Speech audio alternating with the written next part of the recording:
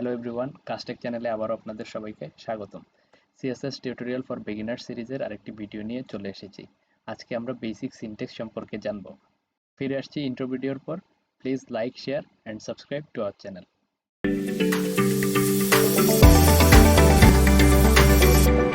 CSS এর basic syntax দেখতে আমাদের স্ক্রিনে এখন যেমন দেখাচ্ছে এরকম। তো প্রথমে আমরা হচ্ছে সিএসএস এর একটি সিলেক্টর সেট আপ করতে হয়। তো সিলেক্টর হচ্ছে আমাদের এইচটিএমএল ট্যাগ অথবা হচ্ছে আমাদের যেই আইডি অথবা হচ্ছে ক্লাস, এগুলোকে আমরা সাধারণত সিলেক্টর বলে থাকি। এবং তারপরের যে পার্টটা, এটা সম্পূর্ণই হচ্ছে আমার ডিক্লারেশন পার্ট। এবং ডিক্লারেশনের প্রথমে আমাদেরকে কার্লি ব্র্যাকেট দিয়ে শুরু করতে হবে এবং শেষ করতে হবে কার্লি ব্র্যাকেট দিয়ে অথবা সেকেন্ড ব্র্যাকেট বলে থাকি আমরা। আর তার ভিতরে হচ্ছে আমরা যত স্টাইল থাকবে সবগুলোকে আমরা ডিক্লারেশন হিসেবে সেট আপ করবো। তো এই ডিক্লারেশনের ভিতরে আবার আমাদের কিছু পার্ট আছে, যেমন আমাদের একটা হচ্ছে প্রপার্টি, আরেকটি হচ্ছে ভ্যালু। সো এখানে কালার হচ্ছে আমার একটা প্রপার্টি এবং রেড হচ্ছে ওই প্রপার্টির একটি ভ্যালু। এবং এক একটা ডিক্লারেশন শেষ করার মাঝখানে আমরা হচ্ছে সেমিকোলন ইউজ করতে হবে। তা এই সেমিকোলন দিয়ে আমরা হচ্ছে এক একটা ডিক্লারেশন থেকে আরেকটা ডিক্লারেশনকে সেপারেট করতে পারি। এবং আমাদের এই যখন প্রপার্টির নেমটা দুই লেটারের হয়ে যাবে, দুই ওয়ার্ডের হয়ে যাবে, তখন হচ্ছে আমরা মাঝখানে হাইফেন ইউজ করব। যেমন এখানে আমরা দেখতে পাচ্ছি text align left. Text align লেখাটি দুই ওয়ার্ডের হওয়াতে আমরা এখানে মাঝখানে হচ্ছে হাইফেন ইউজ করেছি। এবং এইটি হচ্ছে আমার একটি প্রপার্টি, আর এই প্রপার্টির ভ্যালু হচ্ছে লেফট। সো এখানে আমরা হচ্ছে বিস্তারিত দেখলাম বেসিক সিনট্যাক্স সম্পর্কে। আমরা এখন কোড এডিটরে গিয়ে আরো বিস্তারিত দেখব। আমরা আমাদের ডেস্কটপে একটি ফোল্ডার ক্রিয়েট করে রেখেছি সিএসএস নামে। সো আমাদের যত সিএসএস এর ফাইল থাকবে সবগুলো আমরা এই ফোল্ডারে সেভ করে রাখবো। সো আমি এখন ফার্স্টে আমাদের যেই নোটপ্যাড প্লাস প্লাস বা কোড এডিটর সেটি ওপেন করে নিচ্ছি। আমরা নোটপ্যাড প্লাস প্লাসে এসে গেলাম। এখানে আমরা জাস্ট এইচ লিখে কন্ট্রোল এস দিয়ে আমাদের ফাইলটাকে সেভ করে নিলাম। তো আমাদের ফার্স্টে আমাদের নাম লিখতে হবে। আমরা প্রথমে আমাদের নাম দেব হচ্ছে হোম ডট এইচটিএমএল এবং এখান থেকে আমাদের যে সেভ অ্যাজ আছে এখান থেকে আমরা এইচটিএমএল সিলেক্ট করে দিব।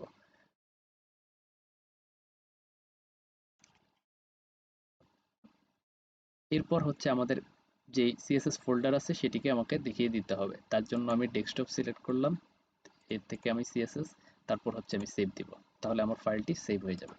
এখন আমি HTML:5 লিখে যদি কন্ট্রোল ই প্রেস করি তাহলে হচ্ছে আমাদের যে বেসিক স্ট্রাকচারটা আছে HTML এর সেটি চলে আসবে। সো এটি আমি কিভাবে করেছি, এটি হচ্ছে আমার নোটপ্যাড প্লাস প্লাসে জেনকোডিং নামে একটি প্লাগইন ইনস্টল করা আছে। তো তার জন্য হচ্ছে আমি যখন HTML:5 লিখে কন্ট্রোল ই হিট করি তখন হচ্ছে আমার এই HTML এর যে বেসিক স্ট্রাকচারটা এটা চলে আসে। সো আমাদের চ্যানেলে এই জেনকোডিং এর উপরে একটি ভিডিও আপলোড করা আছে, সেটি আই বাটনে দেওয়া থাকবে লিংক, আপনারা ওখান থেকে গিয়ে দেখে আসতে পারেন। সো আমরা প্রথমে একটি হেডিং লিখি।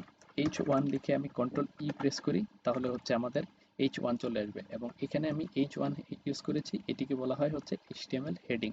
HTML হেডিং সম্পর্কেও আমাদের একটি ভিডিও বানানো আছে আমাদের চ্যানেলে। সো আই বাটনে লিংক দেওয়া থাকবে, ওটিও আপনারা একটু কষ্ট করে দেখে আসবেন।